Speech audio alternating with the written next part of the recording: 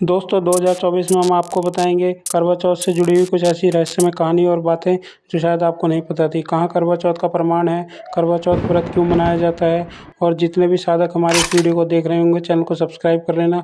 ये हमारे शास्त्रों में वर्णित है या नहीं है, वो सभी कुछ बताएंगे। उससे पहले जान लीजिए करवा चौथ क्यों मनाया जाता है। करवा चौथ का यह व्रत अपने पति की लंबी उम्र के लिए रखा जाता है। इस दिन माताएं पत्नियां भूखी रहती हैं दिन भर।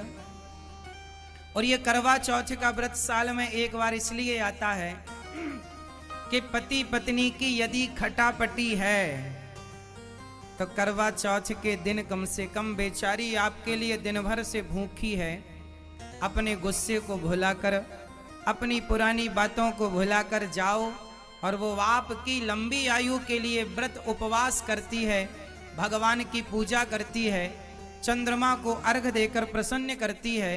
तो आपका भी धर्म है कि आज अपने हाथों से उसे कुछ खिलाकर उसका व्रत पूरा किया जाए। तो पुरानी बातों को भूलकर और पति पत्नी के जीवन में एक नए प्रेम के साथ नई जिंदगी की। और अब इसके पीछे की जो ज़्यादा प्रचलित कहानी है वो भी आपको बता देते हैं। कहा जाता है कि एक साहूकार के 7 लड़के और एक लड़की थी।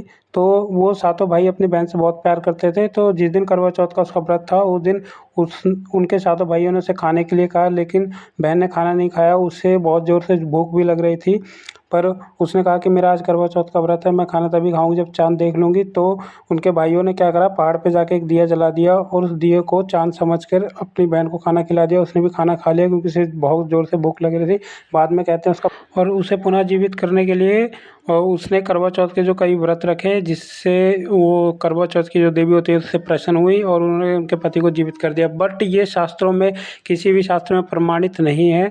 और जो आज के समय में आप इसको गूगल पे सर्च करके देखोगे तो भी आपको पता लगेगा कि गूगल भी जो हमें कई तरह की जो रिसर्च देता है, ये किसी वामन पुराण में है, किसी और पुराण में है, अन्य पुराण में, और इसके ऊपर भी जो अलग अलग जो कहानी और कथाएं जो है गूगल के द्वारा बताई जाती हैं। तो आप इसे देख सकते हो। कहीं ब्रह्मा जी के द्वारा बताया बोला गया है देवियों को ये व्रत करने के लिए, कहीं द्रौपदी ने जो इस व्रत को किया है। ठीक है, तो ये जो अलग अलग कहानी और अलग अलग जो इस पे बातें हमें देखने को मिलती है, कोई भी जो शास्त्रों में प्रमाणित नहीं है कि आपके शास्त्रों में इस पूजा और भक्ति विधि को लिखा गया है।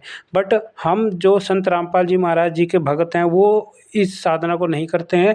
ठीक है, जो मनमानी होती है, क्योंकि गीता अध्याय नंबर 16 के श्लोक नंबर 23 में लिखा गया है कि जो शास्त्र विधि को त्याग कर मनमाना आचरण करता है उसे कोई भी सुख नहीं होता है, कोई शांति नहीं होती है। मतलब वो टोटल जो है यूजलेस साधना होती है। तो उसका जो प्रमाण भी आपको दिखा देते हैं, पहले आप देख लीजिए इसमें प्रमाण करते हैं उनको। में अध्याय का 23वां श्लोक है, देख सकते हैं। इसमें साफ लिखा है जो पुरुष शास्त्र विधि को त्याग कर अपनी इच्छा से मनमाना आचरण करता है वह न तो सिद्धि को प्राप्त, जो ये करते हो इससे काल के दूत नहीं डरेंगे, तुम्हारी चोटी पकड़ कर ले जाएंगे।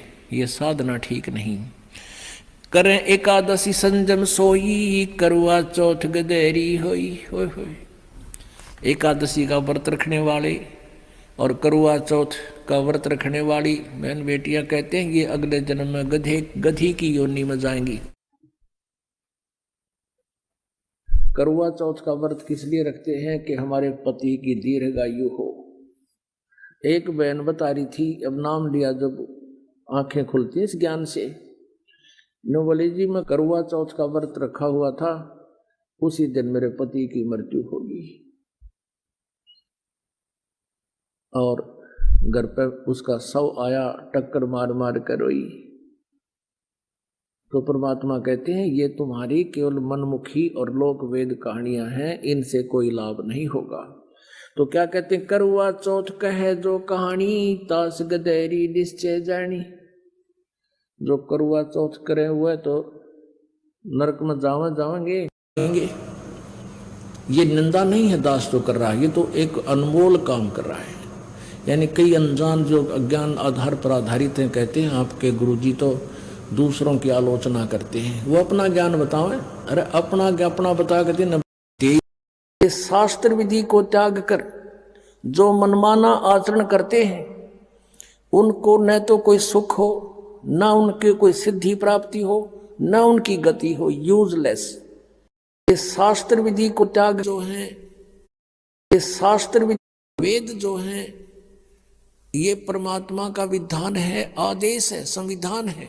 और जो पुराण है उनमें किसी ऋषि या ब्रह्मा विष्णु महेश देवता का आदेश है, उनका अपना अनुभव है।